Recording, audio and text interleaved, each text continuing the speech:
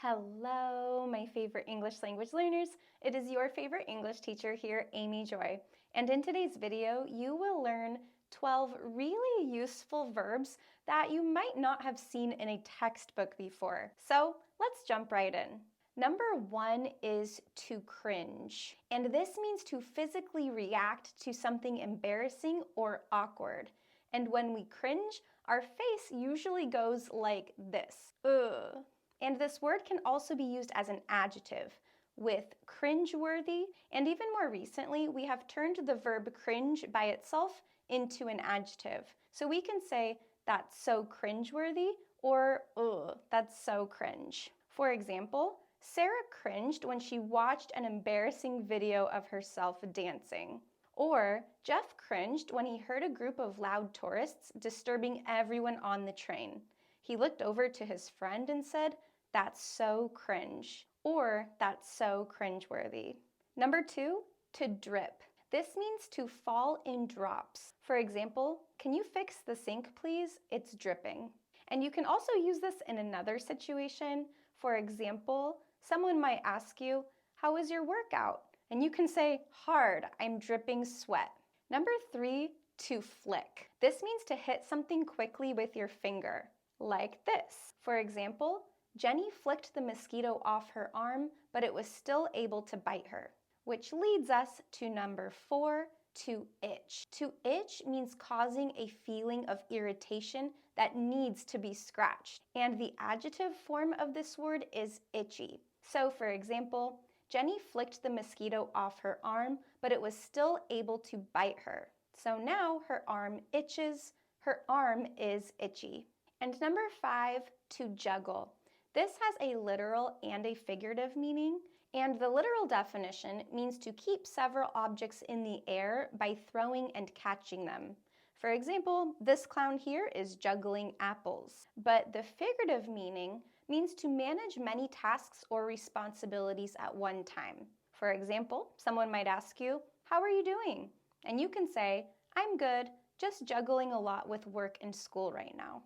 Number 6, to pinch. This means to grab something between your finger and your thumb. And as a noun, it means a small amount of something. For example, "I want to pinch this baby's chubby cheeks." Or as a noun, the chef added a pinch of salt to the food. You can see here that they are pinching the salt, and then they will add that small amount to their food. And before we move on to our next word, I want to remind you that if you are studying for the TOEFL, the IELTS, or just trying to improve your vocabulary in general, my new vocabulary workbook, 75 Advanced C1, C2 level words, is available now on my website, yourfavoriteenglishteacher.com. So after this video, go visit my website and buy my book today to continue improving your English and building that vocabulary. Okay, word number 7, to shuffle. This means to mix things, such as cards, in a random order.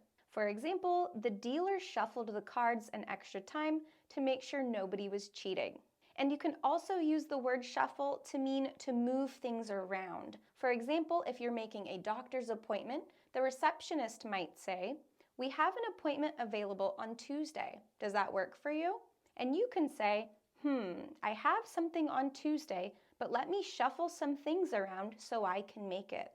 This means we are going to change the order of our calendar so we can fit the appointment in on Tuesday. We are shuffling or moving our events around. Number 8, to sprinkle. This means to lightly drop small pieces or drops of something over a surface. For example, she sprinkled sprinkles on the cupcake. And here you can see the word sprinkle being used as a verb and a noun. These little pieces of sugar that go on top of cookies and cakes are called sprinkles. And another example, he sprinkled extra cheese on his pizza.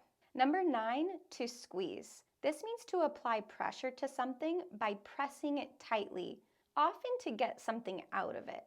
For example, he squeezed the lemon to get the juice out of it.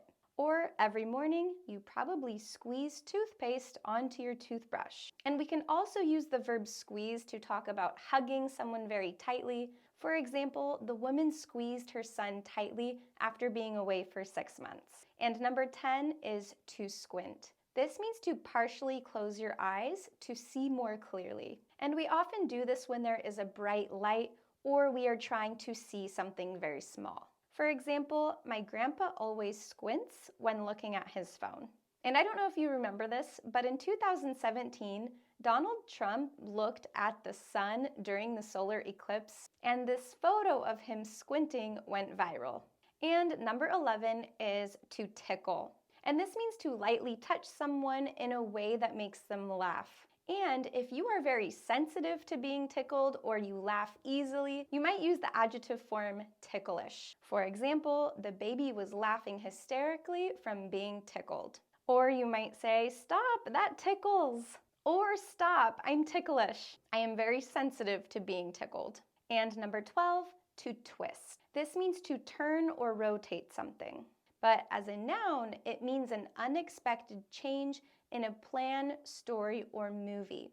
Think of the collocation plot twist. That means a surprising change in the plot of the story. And here you can see she twisted her leg over her body to stretch. She is turning, rotating, or twisting. Or he twisted the cap off his drink to open it. Or you can say she twisted her ankle while running. If you turn your ankle or foot wrong while exercising, you can say, "I twisted my ankle." Okay, well there you have it, 12 useful verbs that you might not have seen in a textbook before. Let me know in the comments if any of these words were new for you, and if you found them helpful, make sure you like this video and subscribe to my channel so you can keep improving your English with me. I'll see you next time. Bye!